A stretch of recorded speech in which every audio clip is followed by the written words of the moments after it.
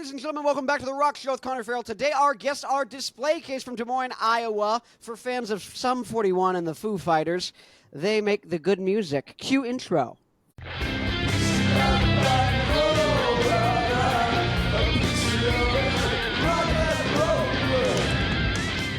Okay, now that we're back from the intro, Display Case, we're going to go one by one and do some rapid-fire questions before we delve in a little deeper. Okay, how does that sound?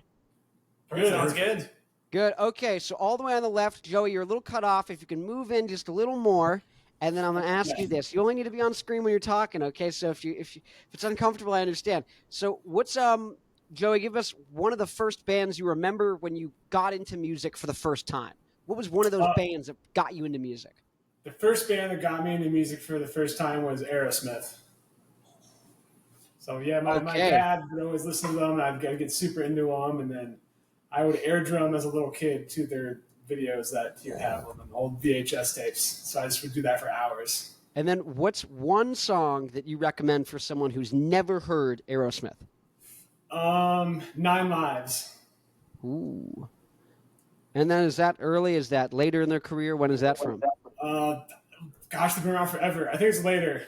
I think it was like 1998. So yeah. Back when they were 78.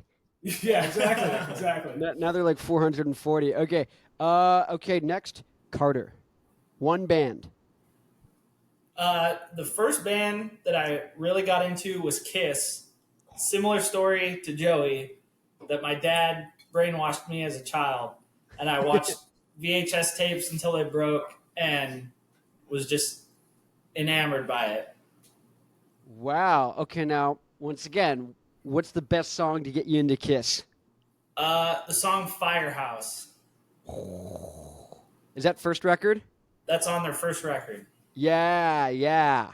My cousin, who was my drummer for the longest time, you walked into his house as a kid. It was just Kiss.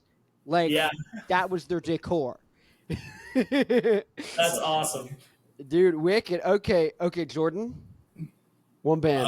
The first band that I was actually enamored with, I would say, is probably Matchbox 20.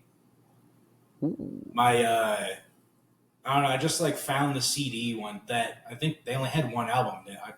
Maybe they had another one later, but the guy with the goofy old football helmet on his head, I just saw the cover of it and I thought it was cool, so I just started listening to it.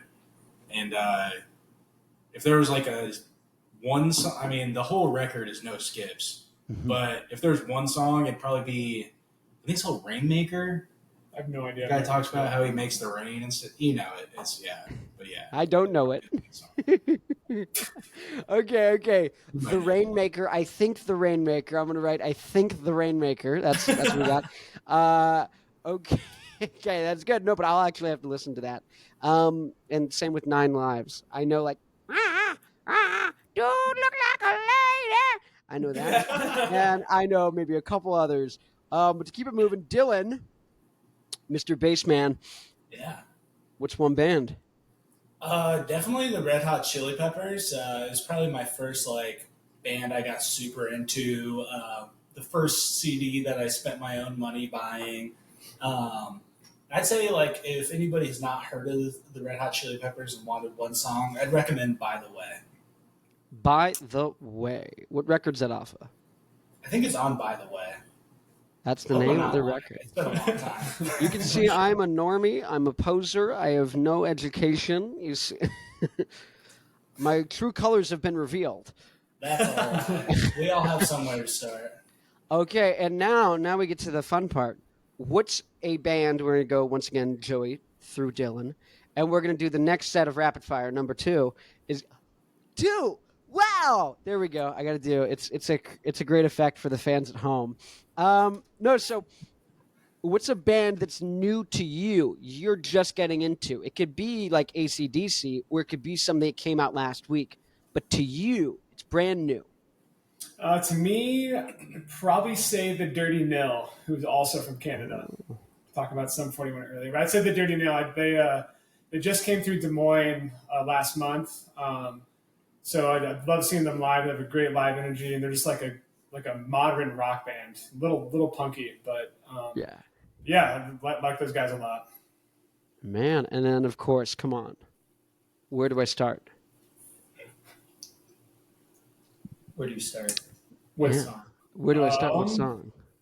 where I start with like what was my favorite song by them? Yeah. Probably.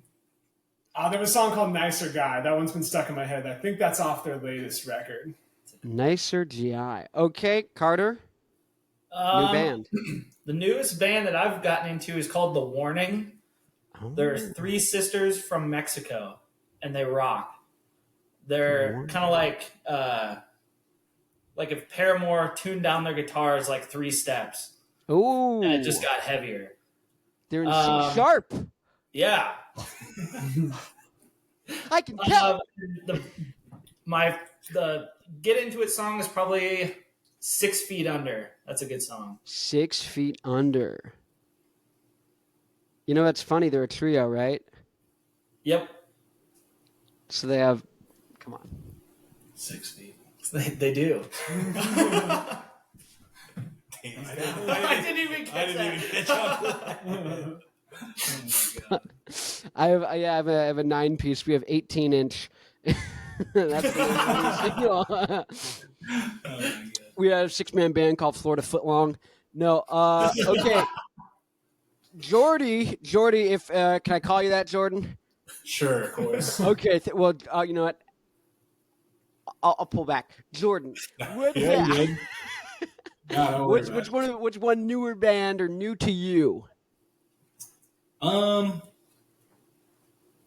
Man, I mean, I guess they've been around for a while, but I have been listening to them a lot lately. I would have to say Hot Mulligan, Hot Mulligan. and I saw them live for the first time.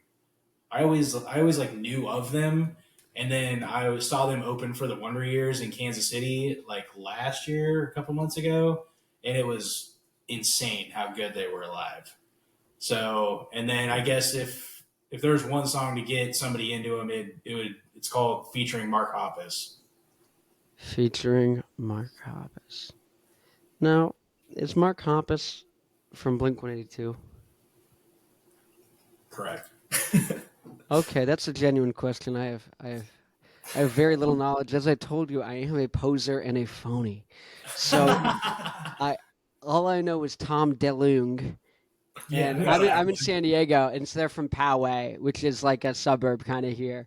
So that's like Oh, nice. I need to know, but honestly, I'm more of like a Green Day guy. Yeah. I So feel you. I'm like, don't That was know. like one of my first concerts I ever went to. Oh, My wicked. second concert I ever went to. Okay, let's do. Okay, well, Dylan, we're gonna come back. Actually, Dylan, real quick, and then we're gonna go first concerts. Cool. Okay, Dylan, new band.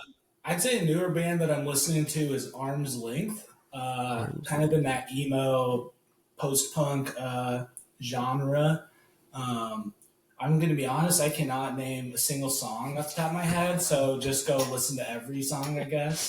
That and you'll one? find one that you like.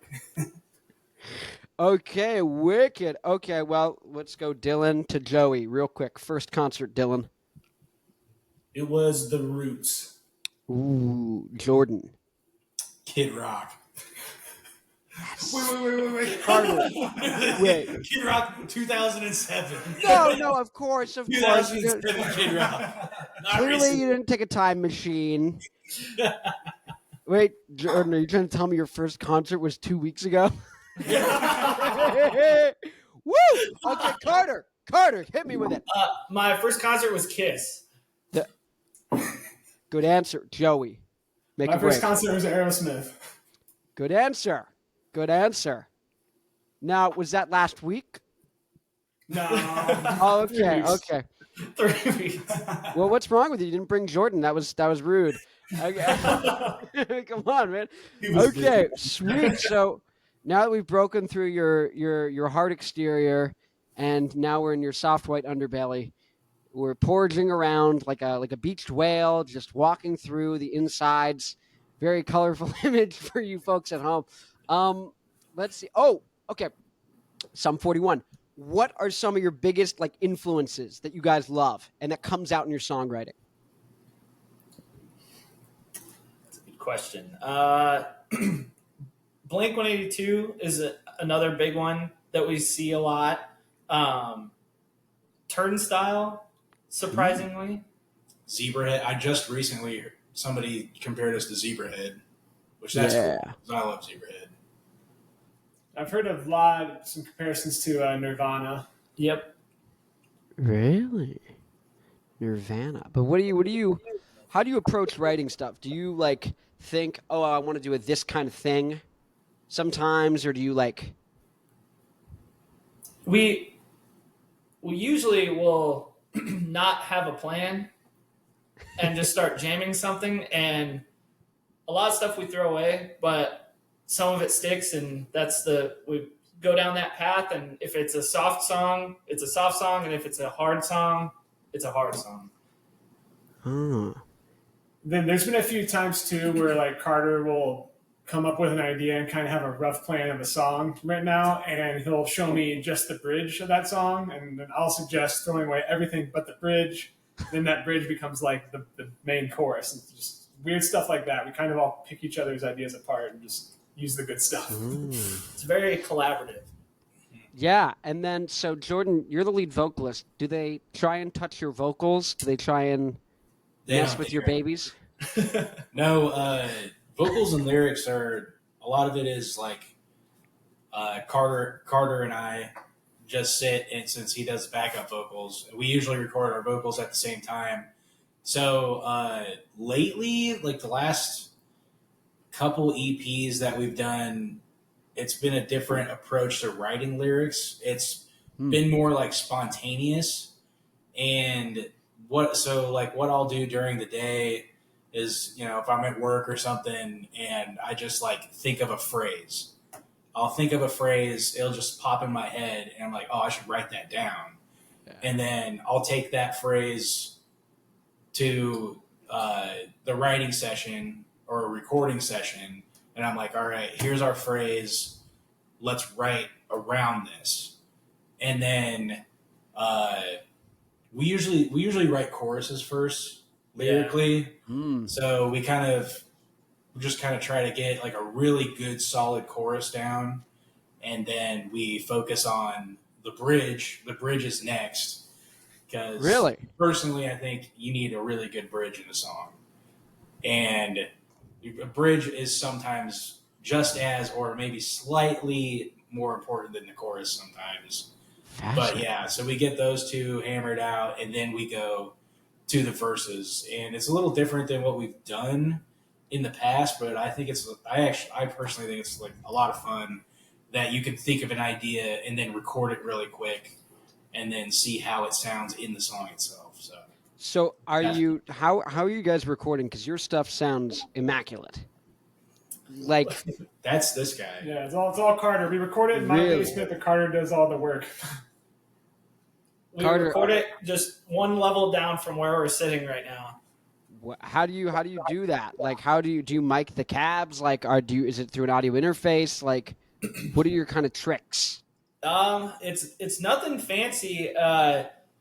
No super expensive mics or anything. Just have a Focusrite interface, and we use blankets and cubicle walls to make a makeshift sound booth and mic up the drums and record them, and do the same thing for the guitar cab.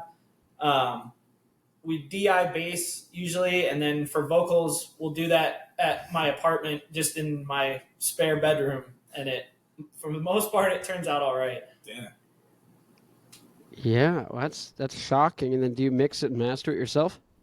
Yep. Wow. You see, this is when people say there's people who are just better than you in life. Ladies and gentlemen, this is one of those. This is what they're referring to. Seriously. I actually just trained ChatGPT to mix for me. So once again, next level. This man knows what he's doing. I don't know how to do any of that stuff, and it tells from my mixes. No, but okay, wicked. So you guys are starting with the chorus, then the bridge, and then going to the verses. Is that right? Yeah, pretty much. Okay, well, how do you know the chorus works? Does it need to work with vocal and guitar by itself? Like how do we know it works? Like how do we know it's going to be good? Yeah. We usually just kind of talk about it. We always sleep on an idea. Yeah. Like, there's been times we'll spend a whole practice with an idea, and then next time we meet, like a week later or less than, we just decide it sounds like crap and we don't touch it again. Yeah. Usually it for the chorus. It's just like a gut feeling type thing.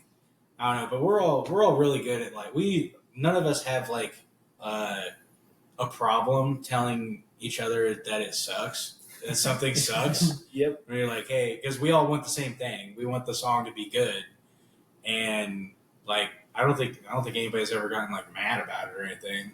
They're just be like, well, dang it, that sucks. That sucks. Maybe I could use it somewhere else.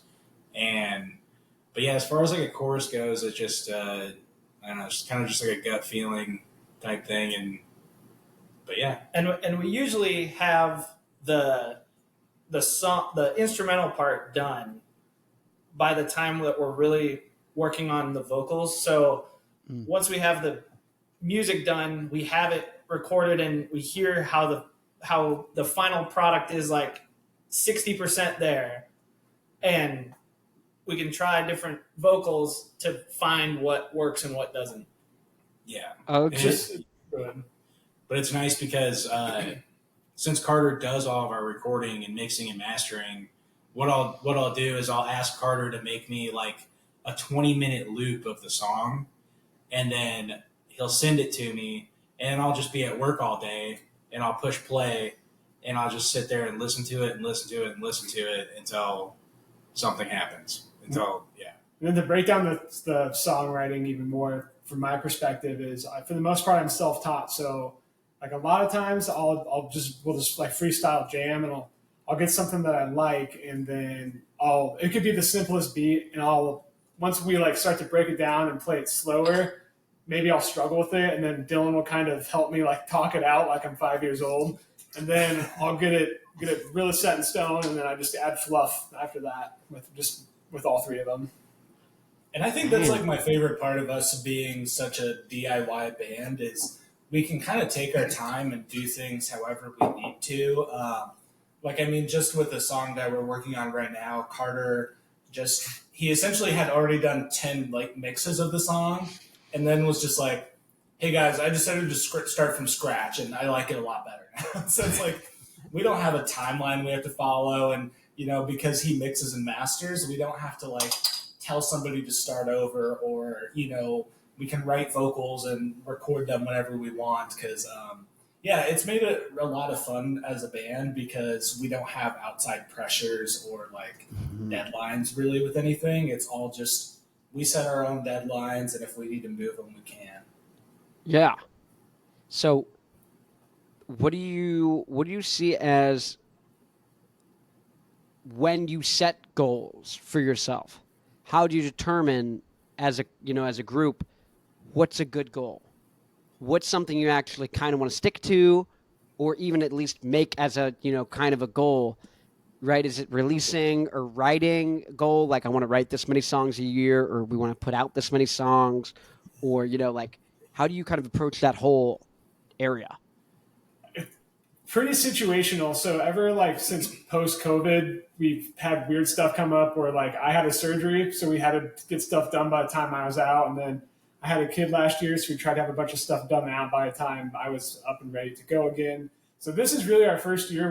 It feels like we don't have a hard stop. So I think our goal. I don't know. That's hard. Well, I would say a goal that we have that we don't even realize that we have is that we try to put out new music every year, whether it be an EP or one song, or we just try to put out new music every year because it's a good way to stay relevant, and I mean we like doing it, and we can do it whenever we want. So, but yeah, just like trying to keep on top of like content and stuff. But like we have like social medias and all that, and we do all that too. But the ultimate thing that we like doing the most is writing and recording music and playing shows. And so But yeah, we've been really consistent about playing playing a good amount of shows in the region, the Midwest region, and releasing something every year since COVID. So writing, gigging, releasing every single year. Okay. So those are interesting. And so you were saying stay relevant, right? In social media. How does that kind of factor in? Is the goal to maybe, or I guess, yeah, is because with some bands, a lot of them that I talk to, their overarching goal is like we want to be able to do it full time. Some bands that's largely because of social media and monetization through that route, and other bands it's because they want to play a ton of gigs. Then other bands want to sell a bunch of merch and do a bunch of gigs, and so it's kind of like, is that a goal for you guys to be able to, I guess, kind of like support all of yourselves just within music at some point? I think all of us are kind of at a point where we're okay with this being like our project. And Yeah, at this point, it's great because it's pretty self sustaining with, like you said, our putting out merch and with us being so DIY, we save a ton of money that way. But yeah, like I think when it comes to like overall goals, it's always been keep this band running essentially and yeah, keep making sure we all enjoy what we're doing.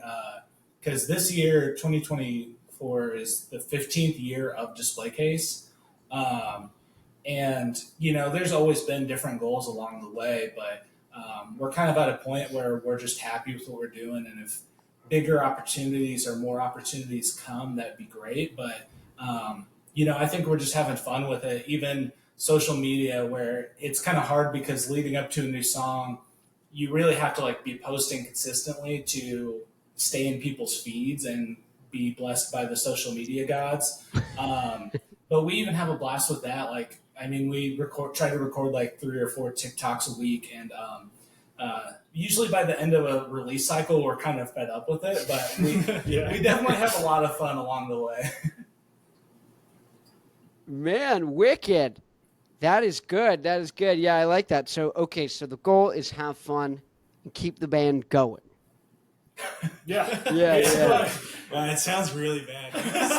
No, Works it's so good. far. I like it. I like It's an it. old Let's car. It just needs to get us there. Yeah. let's But, say I let's mean, but yeah, we obviously will take bigger opportunities, but because like we've been offered like contracts a couple times, but then we look at them and most of them are, you know, we end up getting screwed somehow, yeah. and so I don't know. It's for me, it's something that's, I mean, it's all of ours, but it's something that like we created. Like this is ours, and you can't touch it. And I mean, I think it's really good. I think we're really good, but I don't know. It's just like that thing. We built this, and you can't take it away from me. And if it takes me somewhere, it takes me somewhere. If not, I'm still gonna do it because I mean, if you're making music and being in a band because you want to make money, you're kind of an idiot. So you gotta love doing it. So money is just a byproduct. Yeah, Yeah. our main goal is to just play music. Yeah. Yeah. And really, any money we reinvest pretty quickly back into the band, whether In it's the van. whether it's taking care of our van, which is usually our biggest expense, or buying new things for our merch table, or even getting more merchandise. Just making sure we always are doing something with our money at least, so it's not just sitting there. Yeah. Well, how often are you guys gigging? Do you like driving around to different, states? Do you like staying in the city? What's your kind of your status quo We with kind of that? go in like little spurts. So it feels like we'll have like 3 shows, like 3 weekends in a row, and then we'll have like 4 weeks off, and then like it just kind of repeats itself. It slows down in the winter, picks up in the summer, and then we just kind of figure out when to write and record. And Jordan works on the van around those dead times. Yeah.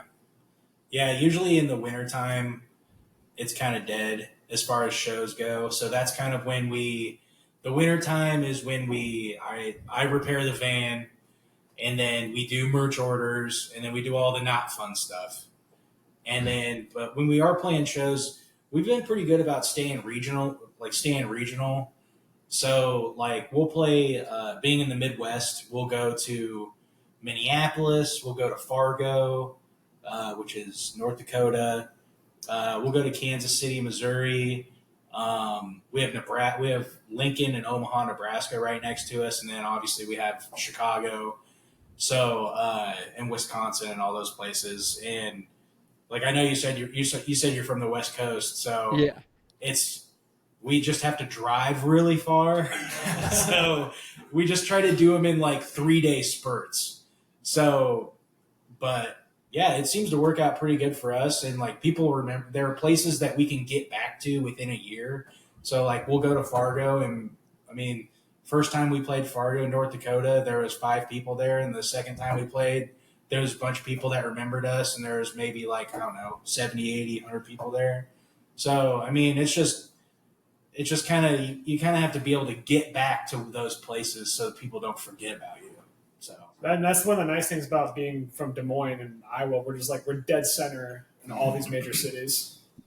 And we have a lot of great like college towns around Des Moines as well, which we play fairly often. yeah. College towns. That's a good idea. And you want a college town. What are they looking to do? Party. Guru Rock Show. Wicked. Okay, so we talked. You said Sum 41, big influence. Are they broken up right now or something? I don't know. They're about to. They're on their farewell tour, yeah. Yeah. Oh. Well, I got to see them, so you can break up. I already saw. Yeah. No. I guess. Well, that takes them out of the question. But are there any bands that you go, I want to, open for them on tour, be like tour support? So, are there any ones that you think you're like, we could actually do that? Like, are there any like kind of easy ones that you guys would like target? I think the Stories so far would be cool. I feel like we'd kind of mix with that sound, maybe a little bit more so of their older sound. Or the Foo Fighters. That'd be sweet. Dude, Nickelback. Nickelback. Oh. We would rip a Nickelback concert. That'd be so fun. Holy crap. Bro, that's Canadian pride. Sum 41, Nickelback. We have a weird like biker following. So Yeah, Oh, really? that's true. I'm not sure how it happened, but it did. We're waiting on the call for Sturgis. Yeah. Yeah. We'll get it one of these days. Man, yeah, you guys need to start getting Harley Davidsons, go riding around. Man, okay, so you're joining a Nickelback cover band. Yeah, basically. Okay, that's pretty crazy. I don't know why you guys are doing that. That's pretty crazy. No, but that'd be good. No, I'd open for Nickelback in a heartbeat. You don't got to convince me. There we go. Okay, so Nickelback. Okay. Now, who's gonna reach out to Nickelback? Is it Joey? Is it Dylan? Who's doing I'll it? reach out. I'll say something. Jordan's gonna find Chad's number. Yeah, I could probably find Chad. I could probably find Chad's number. You should just go to the grocery store and say, "Hey, I'd like to speak to your owner." Yeah, exactly. Yeah. There you go. Because you We're go just to going to tag Kroger. him in the comments of our next 20 videos. You just got to we shop don't at have Kroger. We don't have Kroger's out here. Oh, neither do we. But someone does. Somebody does. Someone at somebody home. does. I think Kroger is East Coast. Is it Kroger Yeah, East it's Coast? East Coast, yeah. I think they have them in Texas. Oh yeah, okay. Oh, wow. We'll fly to Where's Texas. Iowa? Fly to Texas.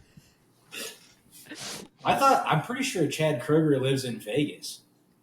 What? Yeah, if I was Chad Kroger, I'd live in Vegas. Let's go. It makes sense. Bro. Because he never made it as a wise man. He couldn't cut it as a poor man stealing. Did you ever hear about that? He never made it as a wise man. He couldn't cut it as a poor man stealing. Too lonely little. No, so this is Nickelback love here. Okay, the story so far. Do you guys think so Jordan, you're gonna reach out. Okay? You're gonna get them. I guess what does this year look like for you guys? What are you excited about? Is it some new music?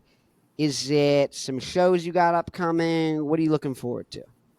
I think it's been a fun year because the previous 2 years we released an EP each year. And this year we kind of just decided that we didn't want to have to, you know, basically push to have an X amount of songs ready. So it's been really great. The start of the year we released a re-recorded version of a song from 15 years ago, and then two acoustic versions of more recent songs, which is just something cool that I don't think a lot of bands get that opportunity or think of. And then we've really gotten a ton of time to work on some of our most recent songs. And I think it's really like, it's showing that if we take that time to focus on just one or two songs at a time instead of trying to do five or six, one, it's a lot more enjoyable, but yeah, those deadlines just don't happen as much. And especially it saves time because with an EP, you're coordinating photos, you're going to do like artwork for it. It gets a lot harder. So yeah, it's been a great year to just focus on what we want to do and just put out the best songs that we really love. Show wise, it's also been really good. Kind of that we do a half and half with playing in Des Moines versus playing outside of Des Moines. We're really lucky to have a lot of great other bands that we're friends with and know that help us get on to other cities, or you know, we help them out here in Des Moines. So yeah, it's been a really fun year overall. Okay, what does it look like? Kind of the inner Des Moines kind of community. How do you like it? I like it. We've had a lot of good friends in it. There's a lot of hardcore here, a lot of metal. With Slipknot being from here, feels like there's just about every style of music here. Yeah. I don't know. I can't think of anything that there's not, to be honest. Yeah, there's just a little bit of everything. And then, of course, you know, being around as long as we have, gotten the chance to meet a ton of people. And so, like, Des Moines, if you come to Des Moines and go to a local show, I would say you're either going to get all, like, heavier bands, or it's either that or we have a lot of, like, mixed genre bills. So, maybe you'll have like a heavier band and then maybe like a hip hop style thing and then like an all indie rock type deal. And they're fun to play because you get a lot of different people. You get a lot of different people to come out to your shows because obviously not everybody listens to just one genre of music. So you get people out to your shows that probably wouldn't have gone to your show. And then I personally think that like those shows are more fun to actually watch as someone being in one of the bands, because if you have the same genre on the whole night, it kind of just blends together a little bit. So it's like, okay, this is a heavy metal band, this is a heavy metal band, this blah blah blah, that, you know. But if you have like an acoustic act or you know. Like I said, like hip hop, and then like an more alternative band, and then a heavy band. The energy bounces around really well, and it's a good time. So, if you're ever in Des Moines, I highly suggest hitting up look and see what local shows are going on because there's always something going on, and it's a good time.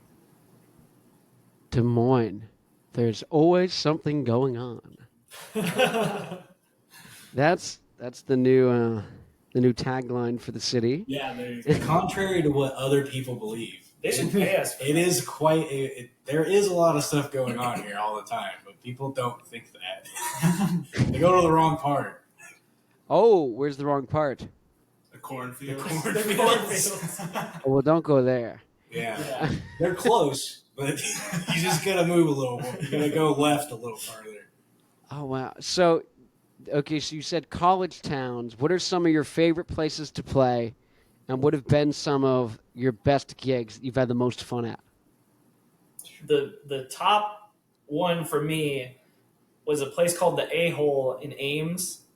It is a house venue where they have bands play in the basement, and the people there just every time we've played, the crowd is nuts. Like you can't fit more people into that room. It's just like looks like a scene out of American Pie or something. Like Yeah. as many people as you can fit into a room. It's hot, sweaty. Everyone's into it, and every time we go to Iowa State, it's I'm so excited to play there. Yeah, Ames is where Iowa State University is. Just to clarify. Oh, yeah. Iowa State Just University. saying. Just to You know, you guys, Just to clarify. and that's why they call it the a-hole. Yeah. Well, it kind of smells like that too. Oh, But it's a great place to go. It's a great place Great to play. place to go. yeah. Well, what do you guys think about? I've always thought that density is what determines how good a show feels and how good a crowd is, or at least much more than the size of the crowd. It's how dense they are. That I would agree with that. Yeah, I wouldn't even say density. I would just say the energy of the crowd. Yeah. Like, because if you're staring at 10,000 people doing this, you're not going to have any fun. They're not going to have any fun. Like, I would rather take the 90 people that they jam into this basement in Ames that don't stop. The kids that are like hitting their head on the ceiling because they're headbanging so hard and like shoving each other over and just having a good time. Like, I would take that any day. So, because if, and you also have to put yourself into it as a performer. You have to perform for them. Because if you're up there and you look like you're not having fun, then why would you expect anybody else to? So, but yeah, definitely the energy of the crowd and like crowd interaction is what I like anyway. What do you like doing? We played shows to like 5 people where those 5 people are really into us. Right. And that's fun, versus you could have 100 people there that don't care and they're just standing there. Yeah. The energy is Ooh. the ticket. Oh wow, yeah. Yeah, no, I know sometimes you go to a show and you see everyone just standing there and you're like, oh. Yeah. I was like, why are you here? Yeah. Yeah. Don't do that. Yeah, sometimes you want to bring someone in the crowd and be like, go rile them up. Like, go bump into people, start getting them dancing. honestly. Like, yeah. Okay, so a-hole, I got the a-hole written down. Where else do I need to go in Patron? Well, If if you're I'm in Des Moines, so Ames, the Iowa State campus, where the A-hole is, that's about 45 minutes north of Des Moines. But if you're in Des Moines, 2 places that we really like to play, one is called Lefties, and the other one is called XBK. And they're like a block away from each other. So, what's Lefties like? Lefties, it's a club. It's like right. They're both right on the Drake University campus. It's named after a 3-legged dog. It's the place. I used to be called Harry Mary's. It's where Slipknot kind of started to get popular. So everyone likes to play there, and they have a couple cool photos in there from when Slipknot started to get big. And it's their I like to play there because it's one of those venues that gives young bands their first shot. It's a good place for young bands to find their sound, but you can also play an awesome headliner in that same spot. Yeah. Isn't that where Corey Taylor played his first show with Slipknot? I think it was. Slipper or to not slipper? That is the question. Now, XBK, is it KB? BK. Like Burger King. XBK. Yeah, XBK, X Burger King. I think that's what it stands for. Yeah, I think so. What? No, XBK is relatively new. It's been around for maybe 5 years, maybe. I think so. Yeah, so it's been around for about 5 years. It kind of started out as like a, I don't know, almost like only like an acoustic place. It seems like that's all they've booked. It was like that really light indie rock. Yeah. And then COVID killed a couple, like 2 other venues in Des Moines. Yeah. And so the demand was there, and so they kind of opened up to, I think, just about everything. Yeah, just about. They opened up to just about everything, but like the venue itself is set up very well. They have like, I think they have like this really high tech screen that's like you can put anything on the screen behind you, and then they'll record your entire set from multiple angles with like this AI like camera thing, but I don't know. And but like it's super clean. It's really clean. And the people that work there are really easy to work with, and Good bathrooms. good bathrooms. Yeah, they have great bathrooms. Carter takes a bath in them sometimes. Yeah. But yeah, Bathroom both of them, ranking. I'd say XBK and Lefties are probably about the same size. Yeah. Yeah, somewhere in there. Like 250 capacity. Yeah. Yeah. Two. But if you're looking for local music, that's where you go to one of those 2 places. Yeah. Lefties or X Burger King. Lefties is no longer a Burger King. Is there a place called Righties? Not yet. Not It's a yet. good business idea. Not yet. Corey Taylor comes back to town to seek his revenge. He says, I love Iowa. Okay. Well, I guess, do you guys have any big, any big things that you're looking to announce? A new song eventually. We have a new song coming out on a TBD date in the next 3 months. 3 months? Yeah. It's really good. Just trust us, bro. You trust us, it's really good. It'll come out. By the end of the year, it will be on all major streaming services. Yeah. Can you promise? I promise. Can you promise? Maybe. Pinky promise. I'll do that. There it is. There we go. Come on, guys. You gotta, if you don't pinky promise on it, how's the audience supposed to know? Dear viewer, they have pinky promised. Therefore, they cannot back out now, or they will have to go to a prison camp where they have to make pajamas. Oh, yeah. And they're going to be I've been trying to making. get him to go to one of those for years. Ooh. You need to start working, digging holes. Shia LaBeouf was in that movie. There's a movie called Holes with Shia LaBeouf. And I believe. He has a Shia LaBeouf tattoo. I do. Who? Show me. It's his lower. You can't. It's gotta be inappropriate. It's on his pelvic mound.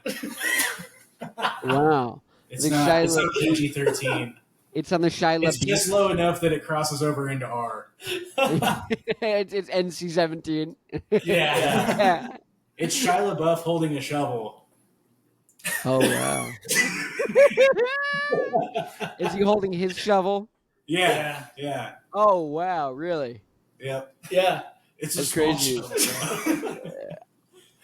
For like gardening. Well, it's like an average. Ladies, size it's shovel. a giant shovel. Ladies, Yeah. it's a It's a giant. nice shovel for some Leisure gardening. leisure gardening. Well, the big shovel's hurt.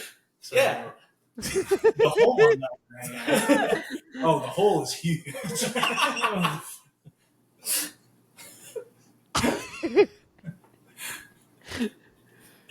Well, on that note, is there anything else you guys would like to would like to announce or maybe tell the audience? Feel free to check us out. We're just dudes making music, and we love doing it. So check out the music. Even if you don't like that, we at least try to be entertaining on social media to some degree. We're on TikTok, Instagram, Facebook. I think we have a Twitter, but I don't think we know how to use it. I get on there sometimes. Just me and my brother like our tweets. So We also have, 4 music videos? Yeah. We have 4 good ones. Yeah, Four we good have, we have 4 music videos. If you go to our YouTube page, all the music videos we've recorded and filmed ourselves and written and directed. So we think they're pretty funny, but sometimes Sometimes people think sometimes people make fun. Sometimes people say mean things in the comments, but we think they're funny, and that's all that matters. So, but yeah, You mean to That's tell another thing me we do all they on make our fun of you on the homework. comments? yeah. Yeah. Yep. We got into a feud with a fake gas station for a while, and What do you mean fake gas that station? kind of got finalized. In They our sold YouTube fake comment. gas? How could you sell fake gas? That doesn't. It's You a can long do it. story. Yeah. How about, okay, well, you know what? Screw it. Tell the story. Go. Okay, so there's this gas station called Selena 52. Selena 52 on Facebook, and they're very real if you go ask them. But in one of our music videos, we made it look like we were playing at their Ukrainian gas station, and they found out about it. So they were sure to make sure that everybody in our YouTube comments knew that we were not actually playing at the Ukrainian Selena 52 location. That's kind of where the mean comments. Yeah, are. some people were mean, dude. Like, hey. They were gonna call their layers on us. Yeah. Oh, my God. I don't think you knew coming into this. We have a lot of lore. There's a lot of lore. Give some lore. Now that we're ending, this is the perfect time to start the lore. But how about let's you get have some to figure lore. it out yourself, though. The Wikipedia hasn't been updated in a while. Yeah. No. Give me a little Wikipedia summary, real quick. Give me some lore highlights. Oh, what? I don't know all the lore. What's a good one? The Selena 52 one was Selena a good 52 one. is a good one. That's pretty good. That's where it ends. That's where it, Yeah. There's too much. There's way too much. there's a lot. I think what else? I'll go. There's more. There's more. We got pulled over in the state of New York once for fake making meth in our van. Yeah, that was fun. We were just buying groceries. Yeah. Well, the van that we had at the time had no windows, and it had a big padlock on the back because the lock was broken. So I bolted a padlock onto it, and I was leaving the. It was a Kroger. It was a Kroger. Yeah. We were leaving the Kroger, and Joey and I were walking in. you guys were walking into the Kroger, and then I was walking out of the Kroger, and Joey walks past me and says, "Cops are by the van. We're going to be in here." And I was like, "Oh my god!" I went fake shopping for like 45 minutes. While I went and dealt with the cops, and so I was in. We were out for like 30 days at that point, and I couldn't even tell you the last time I'd slept. And it was raining too. And so the cops, there was 4 police cars surrounding our van. And I walk up, and I also had blue hair at the time. And I had blue hair on, and I was wearing a cut off Sick of It All t-shirt. If you don't know them, check them out. And the cops come up, and they're like, "Who owns this van?" I'm like, "I own this van." That's why I walked away. I couldn't Yeah. help the situation. Yeah, right. And then they're like, "Well, we need you to open it up." And they're like, "What's in it?" And I'm like, "I don't know, like band gear and Doritos bags." And he's like, "Yeah, you're gonna need to open it up." So I opened the side doors, and quite literally a bunch of like pop cans and chip bags fall out of the side of it. And the only thing that was back there was a futon mattress that all 4 of us shared every single night.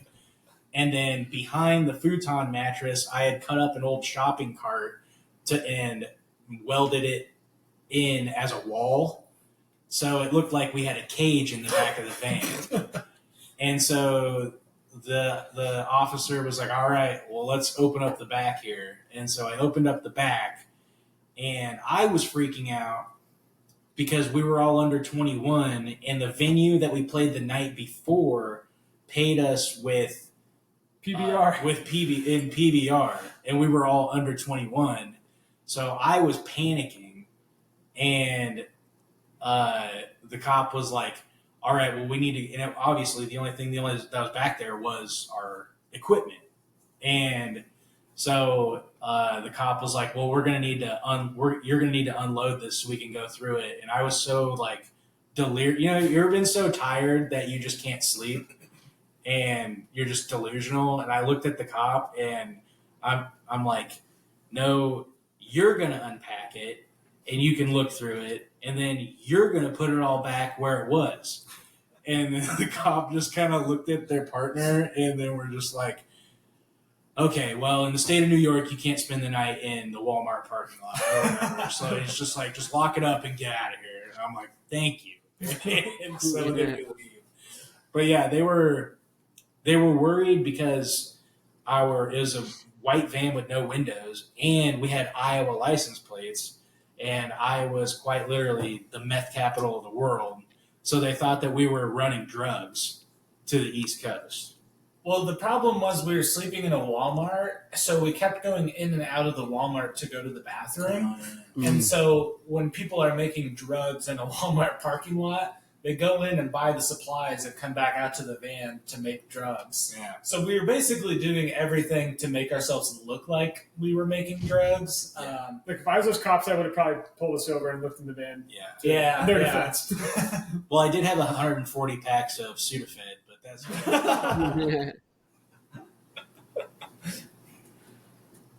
I have Sudafed, a lot of it, on my person.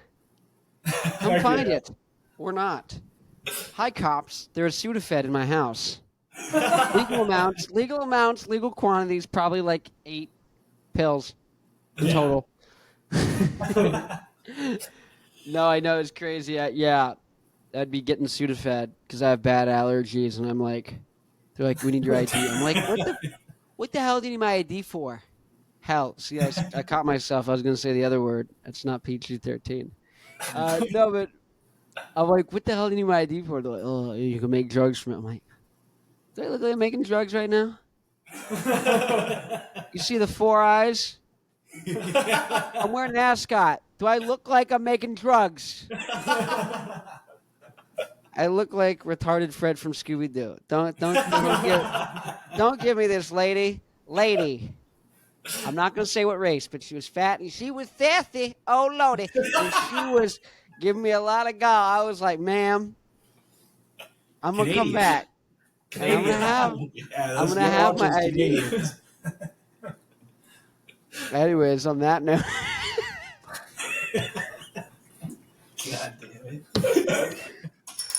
Thanks for watching. Enjoy the cool animation. I did the theme song for the outro. Go listen to that. Thanks for watching. Go follow Celine52. They're really good. Oh, sorry, I mean display case. It looks like they're in the display case now. Anything else, you need to go to them, file a complaint. If you're upset about Sudafed usage in America, the opioid epidemic, take it up with Display Case. They're solely responsible for the opioid epidemic. If you want to buy any, let me know, too. Yes, they do produce it. They're making Sudafed. Not meth, but Sudafed. Yeah, not meth. We're making Sudafed. Not meth. Once We're again, DIY bands. Yeah. shout out to the Dirty Nil DIY meth producers, the Dirty Nil. Known drug dealers, the Dirty Nil. They'll be opening for known sex traffickers, the Warning, and they'll be playing with a hot mulligan and arm's length. There we go. That's it. That sounds perfect. Remember, kids, come to Brazil. Come to Brazil. Okay. Bye-bye.